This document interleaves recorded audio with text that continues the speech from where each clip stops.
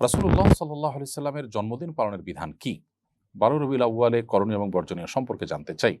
রাসূল করিম সাল্লাল্লাহু আলাইহি সাল্লামের জন্মদিন পালন করা সুস্পষ্ট বিদআত।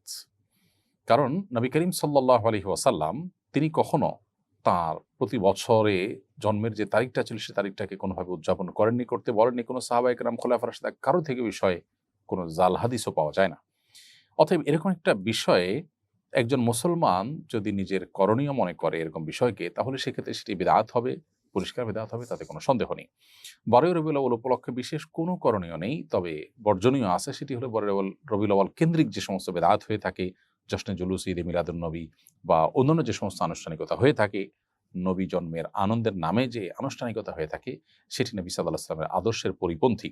নবী করিম সাল্লাল্লাহু আলাইহি ওয়াসাল্লাম আমাদেরকে বলেছেন যে, খালিফুল ইয়াহুদা ওয়ান নাসারা, ইহুদি খ্রিস্টানরা যা করে তোমরা তাদের সাথে সবসময় ভিন্নতর কিছু করবে। অর্থাৎ ধর্মীয় বিষয় বিশেষ করে তারা যদি কোনো আদর্শ কৃষ্টি কালচারকে ডেভেলপ করে, তোমরা সেই পথে হাঁটবে না।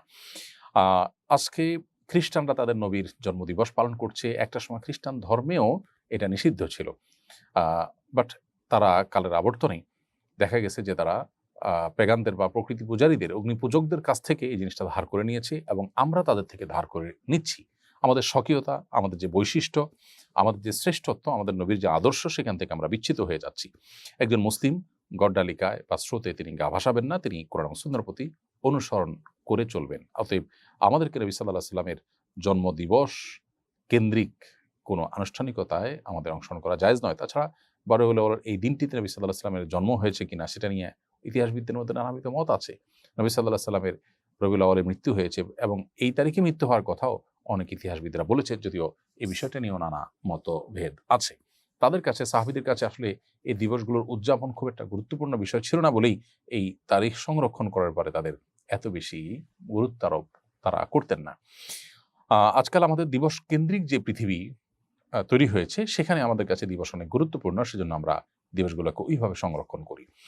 যাই হোক, তো ১২ই রবিউলকে কেন্দ্র করে যে সমস্ত আ আনুষ্ঠানিকতা হয়ে থাকে আমাদের সমাজে, এগুলো বেদাতের আ বেদাতে পরিগণিত হওয়ার মতো বিষয়। আমাদের যে সমস্ত ভাইরা এগুলো করছেন, তারা নবী সাল্লাল্লাহু আলাইহি ওয়াসাল্লামের প্রতি ভালোবাসা থেকেই করছেন। তাদের ভালোবাসার জায়গাটাকে শ্রদ্ধা তো অবশ্যই করি।